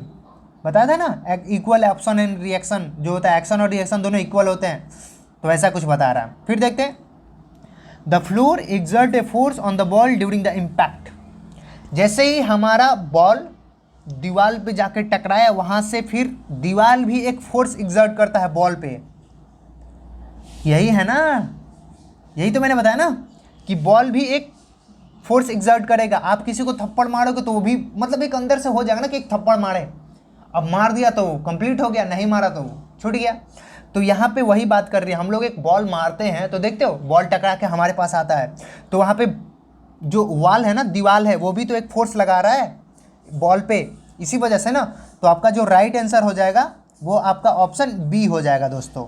The floor exert a force on the ball during the impact. जब इम्पैक्ट हो रहा है ना बॉल का वॉल के साथ, फ्लोर के साथ, तो उसी समय में एक फोर्स वो एग्जर्ट कर रहा है बॉल पे, तो वही आपका आंसर हो जाएगा। और यही इसका कॉन्सेप्ट है, कितना खूबसूरत है ना। यहाँ पे हम लोग इसको भी जान लिए, ये एनडीए क्वेश्चन है तो माइट भी कि आगे किसी भी एग्जाम में आ सकता है, तो तैयार रहेगा इस क्वेश्चन को लेकर। देखिए एक और क्वेश्चन, बहुत ही खूबसूरत क्वेश्चन, डेली लाइफ वाला है दोस्तों। देखिए क्वेश्चन क्या कह रहा है, क्वेश्चन कह रहा है it is difficult to cut thick with a blunt knife because. देखिए अब हम इसको एकदम अपने रीजनल लैंग्वेज में कह रहे हैं, एक जो चाकू है जिस पे मूर्छा लग गया है, भोथड़ हो गया है, तो उससे किसी चीज़ को काटना कितना मुश्किल होता है ना, रेदर देन कि एक नया नाइफ है, एकदम नया है, शार्प है पूरा, तो क्या उसका रीज़न है कि वो नहीं काट पाता है किसी भी चीज़ को, इसके पीछे रीज़न क्या होता है। तो चलिए ऑप्शन देख लेते हैं, उसके अकॉर्डिंग इसके कॉन्सेप्ट को भी हम लोग देख लेंगे। ऑप्शन क्या कह रहा है, the pressure exerted by knife for a given force increase with increase in bluntness.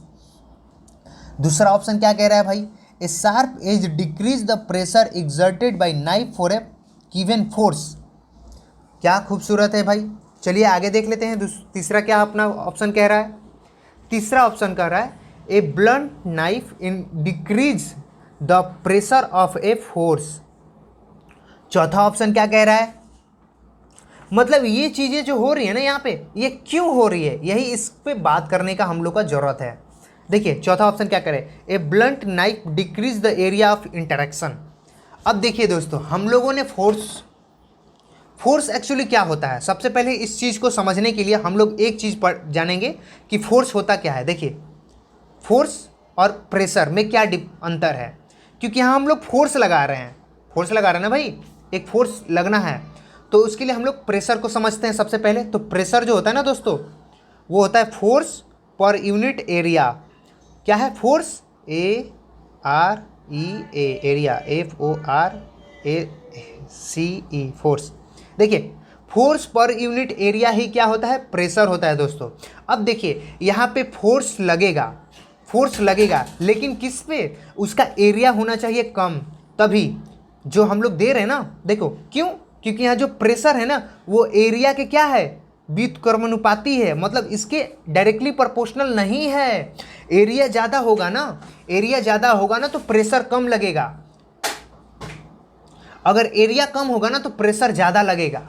इसका मतलब आप समझ पा रहे हो? अगर किसी भी नाइफ का, किसी भी चाकू का मुर्चा लगने से, जंग लगने से क्या हो जाता है? उसका जो शार्पनेस वाला ब्लेड होता है ना, वो क्या होता है? थोड़ा मोटा हो जाता है, मतलब उसका एरिया बढ़ गया। का क्या मतलब होता है? एरिया बढ़ने का क्या मतलब होता है उस पर जो प्रेशर, फोर्स जो है वो ज़्यादा लगेगा।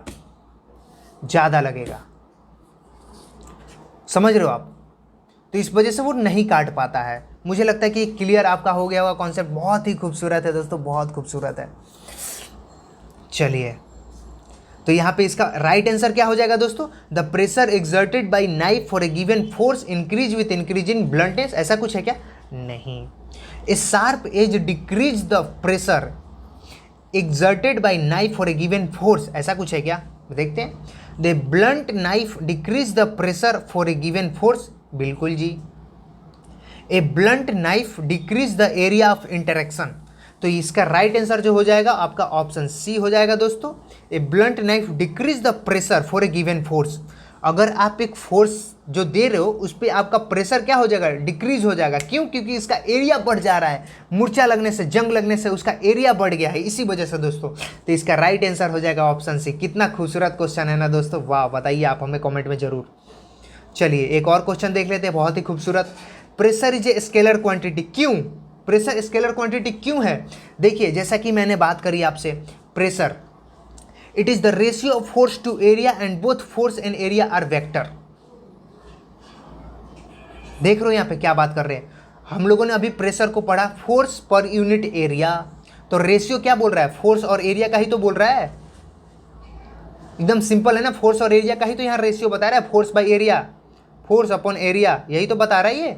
और दोनों क्या होता है? वेक्टर होता है। इस वजह से ये क्या हो गया? प्रेशर जो हो गया वो स्केलर क्वांटिटी हो गया। कितना खूबसूरत क्वेश्चन है ना दोस्तों, कितना खूबसूरत क्वेश्चन है ना। तो आपसे एग्जाम ये भी पूछ सकता है कि प्रेशर क्या है, बताइए, स्केलर है या वेक्टर है, सदिश है या अदिश है। तो आप बता पाओगे कि जो प्रेशर होता है ना दोस्तों, जो प्रेशर होता है वो क्या होता है? वो अदिश राशि होती है दोस्तों, यानी कि स्केलर क्वांटिटी होती है दोस्तों। कितना खूबसूरत क्वेश्चन है ना। बताइए मेरे को कमेंट में जरूर। और आपको ये वीडियो कैसा लगा दोस्तों, आप हमें कमेंट में जरूर बताइएगा।